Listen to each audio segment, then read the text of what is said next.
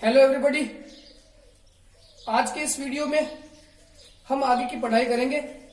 जहां हमने कल छोड़ा था उसके बाद की पढ़ाई करेंगे। उससे पहले आपको जो होमवर्क दिया गया था, 2 प्रश्न दिया गया था, उन 2 प्रश्नों को आपको सॉल्व कर आपने किया है।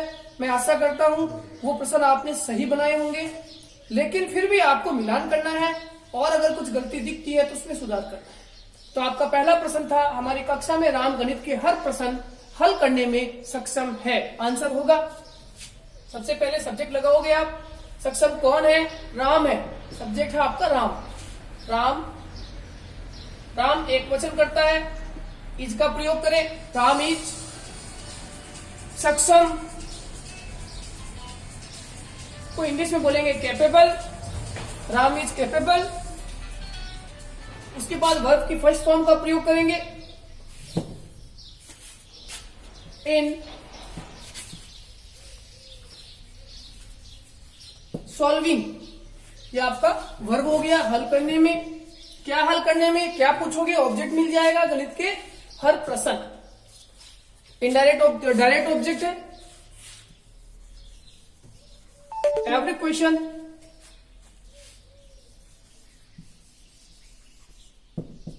ऑफ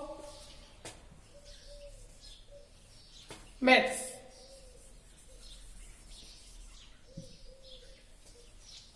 एडवाइवर्स हमारी कक्षा में इन आवर क्लास। इस प्रकार से हमने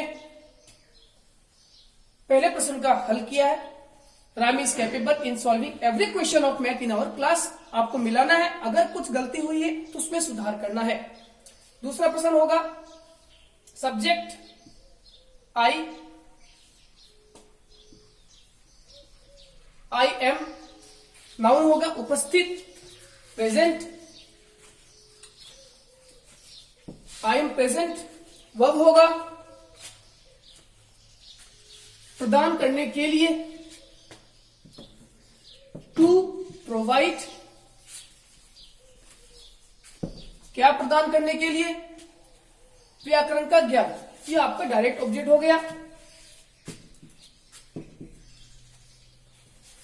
knowledge of grammar.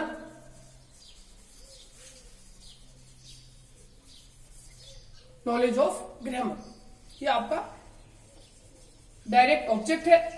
Indirect object भी है इसमें, किसे प्रदान करने के लिए? आपको। ये आपका इनडायरेक्ट ऑब्जेक्ट है। इनडायरेक्ट ऑब्जेक्ट से पहले टू शब्द का प्रयोग अवश्य करें और अंत में एडवाइवल्स आज का प्रयोग करें। इस प्रकार से हमने बहुत ही सरलता से दिए गए सूत्र से दोनों ही वाक्यों का निर्माण किया है। I am present to provide knowledge of grammar to you today. दूसरा वाक्य है, जो गलतियां हुई है उसे सुधारें और आगे से इन गलतियों को ना दोहराएं। इसी अध्याय में आगे बढ़ते हैं। आज मैं आपको टेंस के बी फॉर्म में प्रश्नवाचक वाक्य इंट्रोगेटिव सेंटेंस को बनाना सिखाऊंगा। तो आगे चलते हैं।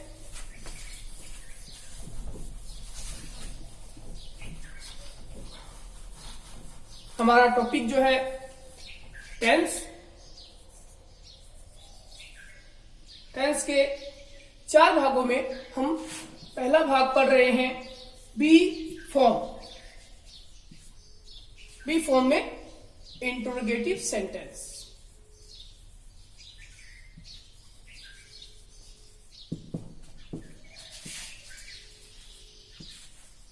इंट्रोगेटिव सेंटेंस का तात्पर्य है प्रश्नवाचक वाक्य।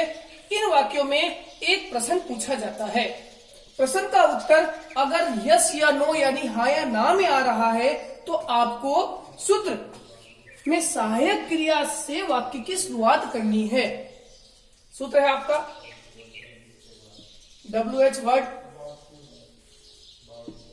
WH वर्ड का प्रयोग तब करेंगे जब वाक्य में WH वर्ड बीच में आया हो और प्रश्न का उत्तर हाँ या ना में नहीं आ रहा हो। उसके बाद helping verb is, are, am का प्रयोग होगा। उसके बाद आप सब्जेक्ट का प्रयोग करेंगे। सब्जेक्ट भी आपको बहुत सरलता से मिलेगा। आप नाउन से कौन पूछोगे, आपको सब्जेक्ट मिल जाएगा। फिर नॉट हो तो नॉट का प्रयोग करें। नाउन, एडजेक्टिव जो भी आया हो वाक्य के अंत में उसका प्रयोग करें। टू प्लस वर्ब की फर्स्ट फॉर्म या वर्ब की फर्स्ट फॉर्म प्लस आईएनजी, दोनों में से किसी एक का प्रयोग करें। जैसे हम करते आ रहे हैं वैसे ही होगा। वर्ब के बाद हमेशा ऑब्जेक्ट का प्रयोग होता है।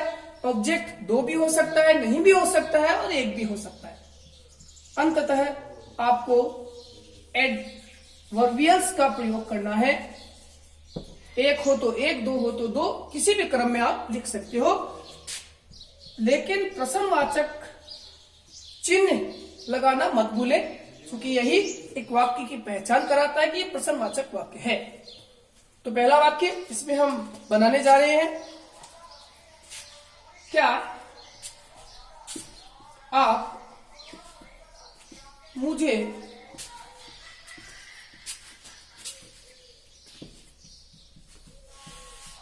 अंग्रेजी का ट्यूशन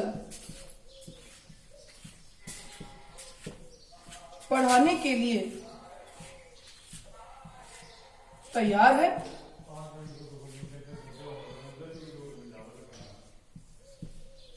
प्रश्नवाचक वाक्य चिन्ह से पता चल रहा है।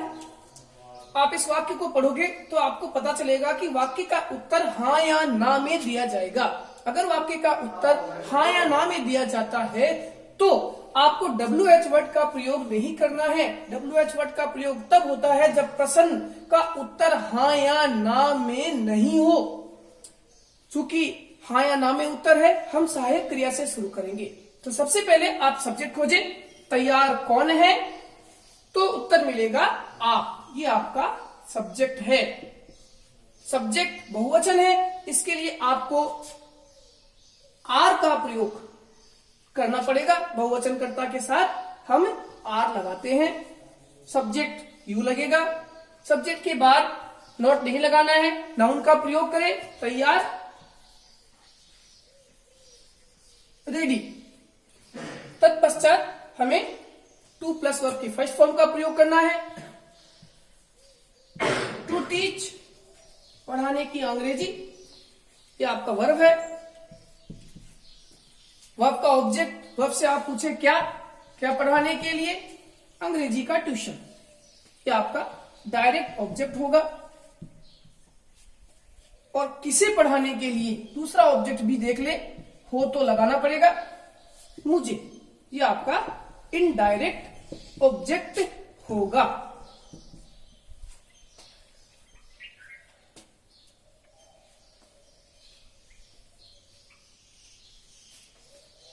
सबसे पहले आपने ये लगाया टीच, पढ़ाने के लिए, क्या पढ़ाने के लिए? Direct object tuition of English, tuition of English.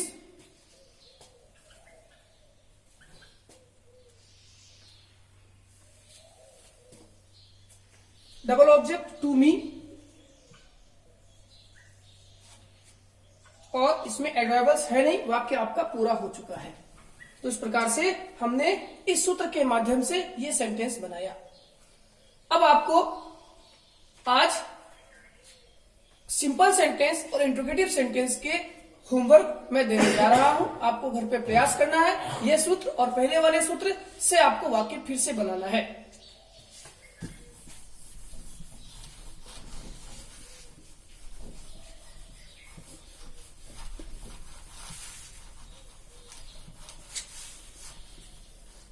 पहला तो आपको आज होमवर्क दिया जा रहा है, इसमें एक सेंटेंस तो मैंने कल वाले फॉर्मूला का दिया है और दो सेंटेंस मैंने आज के फॉर्मूले का दिया है। आपको स्वयं पता करना है कौन से फॉर्मूला का कौन से सूत्र में प्रयोग करना है और आपको एक अच्छा और सटीक वाक्य बनाना है। आगे की पढ़ाई कल फिर हम एक वीडियो के माध्यम से करेंगे। तब तक के लिए धन्यवाद।